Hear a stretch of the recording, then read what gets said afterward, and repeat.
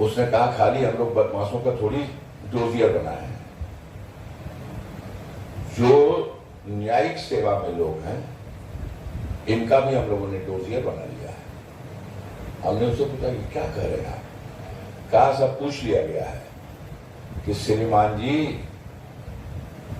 आपका नाम क्या है, आप कै भाई हो, आपके पिता का नाम क्या है, आपके कैठो बेटा है, कैठो बेटी है, दामाद कहाँ है, क्या करता है, कब आप सर्विस में आए, कब मजिस्ट्रेट रहे, कब आप एडिशनल जज बन गए, और इतने साल का इतने हजार रुपए से इतना, इतने साल का इतना हजार रुपए से इतना, और बंबई में दामाद को जो फ्लैट दिया है वो 6 करोड़ रुपए का है, और जीवन भर के तनख्वाह की कमाई आपकी लाखों में ही नहीं है। कोर्ट से आपको भी तो इंसाफ मिला अपने मामले में? मिला, लेकिन हम जो बता रहे हैं एक ऑफिसर नहीं, पुलिस के ही एक ऑफिसर ने बताया कि हम लोगों ने इन लोगों को ठीक से ठीक कर दिया है। ये जो करेक्ट उसमें है लोग, वो भाई माय लॉर्ड माय गॉड खुदा हम कह रहे हैं जिसको, अगर उसमें भी जैसा कि उस अफसर ने कहा कि चोर बेईमान भी हैं और बड़ी संख्या में चोर बेईमान हैं, तो उन चोर बेईमानों को लोग चोर बेईमान इसलिए नहीं कह पा रहे हैं कि भाई विशेषाधिकार लागू होगा, लेकिन हमें सरकार ने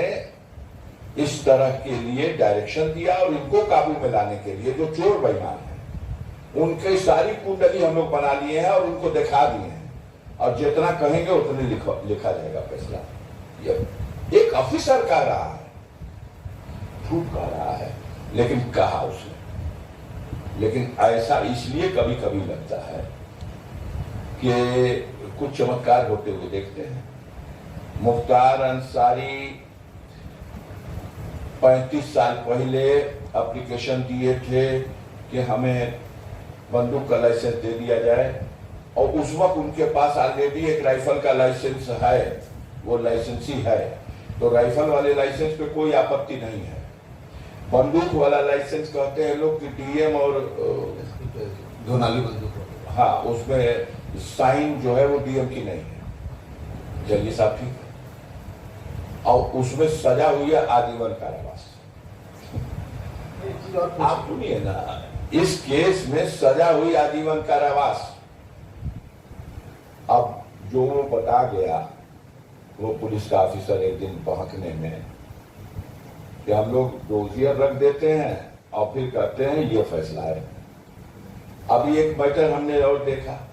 एक धमकी देने का मुकदमा है मुख्तार के विरुद्ध, डिसाइड हो गया मैक्सिमम सजा जो सीरियस कोई धमकी का मामला हो तो 7 साल, उसमें मुख्तार अंसारी को दिया गया 7 साल। अब ठीक है, बड़े बड़े मामलों का देखे चलिए, अब क्या कहा जाए, मुख्तार गुजर चुके हैं, अब उस कहानी में कुछ उनके क्या झूठे और सच्चे मामले हैं बताने से कोई फायदा नहीं, लेकिन 2 बात कहूंगा, वो इतिहास बन गए, लेकिन एक इतिहास ये बना गए कि हिंदुस्तान में वो पहले आदमी थे जिनको हमारे प्रशासनिक मिशनरी ने जेल में रहते हुए 5 बार रासुका लगाया, 5 टाइम रासुका मुख्तार के ऊपर, राष्ट्रीय सुरक्षा अधिनियम की कार्रवाई की, और 5 बार का 5 बार का रासुका टूट गया, और 5वीं बार में तो हाईकोर्ट ने स्ट्रक्चर तक पास किया कि जब ये कानून बना तो ये नहीं सोचा गया होगा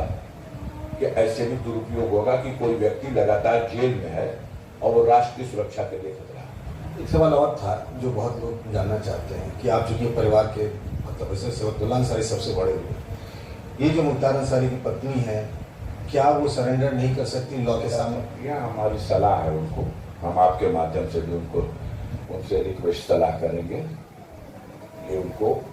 मतलब करना चाहिए, हम आप सरेंडर करें और फेस करें। कानून में तमाम रास्ते और गुंजाइशें बनी हुई हैं, उनके ऊपर कोई कत्ल का मामला मुकदमा नहीं है,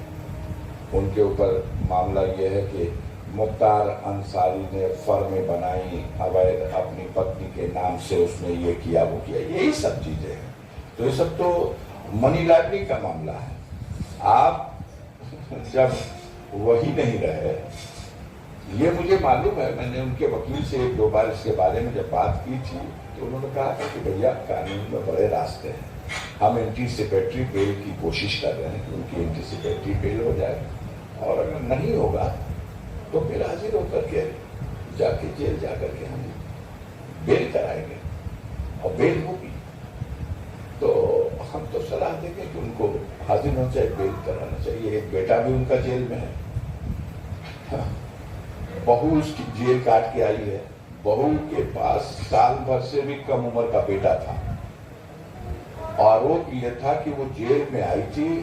अब्बास से मिलने और जेल अधिकारियों की मिली भगत से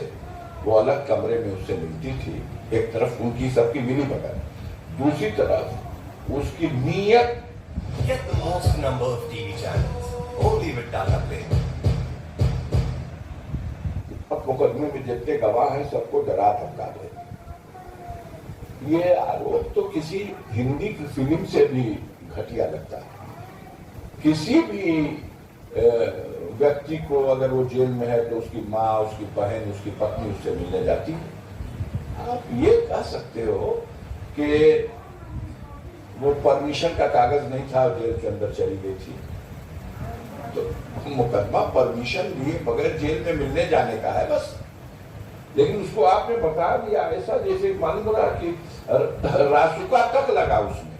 एक ड्राइवर उसका बंद हुआ, वो ड्राइवर कहता भैया आप तो गाड़ी में थे, बाबू मेरे पास था, वो मिलने गई थी और उनको अभी बैठाया गया था कि अभी रुकिए, जब सबकी मिलाई खुलेगी तब मिलाएंगे। और इतने में, और शुक्रवार का दिन था, वो चाहती थी कि 12:30 बजे से पहले मिल के हम लौट जाए ताकि शुक्रवार की नमाज घर पे पढ़ जाए, तो वो इसलिए पहले गई और